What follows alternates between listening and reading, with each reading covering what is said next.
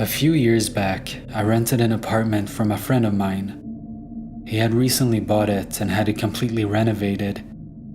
He put it up for sale but couldn't find a buyer, so I offered to rent it in the meantime. After moving in, I realized there was something wrong with the lady next door. She was about 45, but looked much older. She would sit up all night listening to Christian radio shows and talking loudly to someone. It got to the point where I couldn't sleep, so I went over to her place and asked her to keep it down. She opened her door and I got a quick peek. Her walks all had crosses painted on them in different colors, and words like Jesus and angels scribbled everywhere. The windows were painted black, letting in no light at all. It was damp, yellow-stained 50-year-old carpets, dog shit and cockroaches everywhere. No dog though. I asked her to please keep it down. She just looked at me and shut the door. Then she turned up the radio even louder. The next day I had my girlfriend staying over. I wake up in the middle of the night and see a shadow of a person next to the bed looking at us sleeping. I think I'm hallucinating, as I usually do in the dark when I'm sleepy. But then the shadow starts talking. It's my neighbor, and she's holding something in her hand.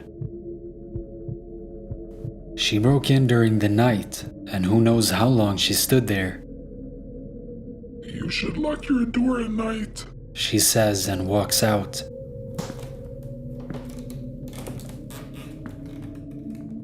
The next morning, I hear someone making strange noises below my bedroom window.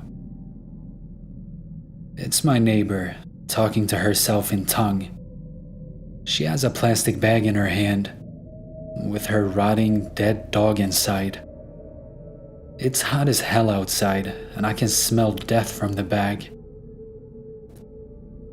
At this point, I'm scared shitless. She's obviously very insane. I go upstairs and knock on another person's door and ask what the hell is going on. The guy is as scared as me. Apparently she broke into his apartment one evening as well, while he was watching TV with his kids. He got up from the couch to get a snack, only to find her behind the couch staring at him, holding a power drill. At this stage, I'm basically shitting myself. I call the cops and they know all about her. Apparently she's a violent schizophrenic and she hasn't taken her meds, but they can't force her or enter her apartment without permission because she owns it. The only thing they can do is get her when she goes outside.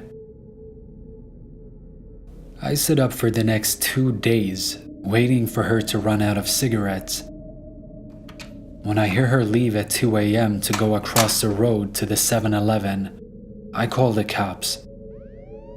They have 3 cars and a special van over in less than 2 minutes. They restrain her and throw her in the van and drive off to some institution. And in less than a minute, it's like she was never there.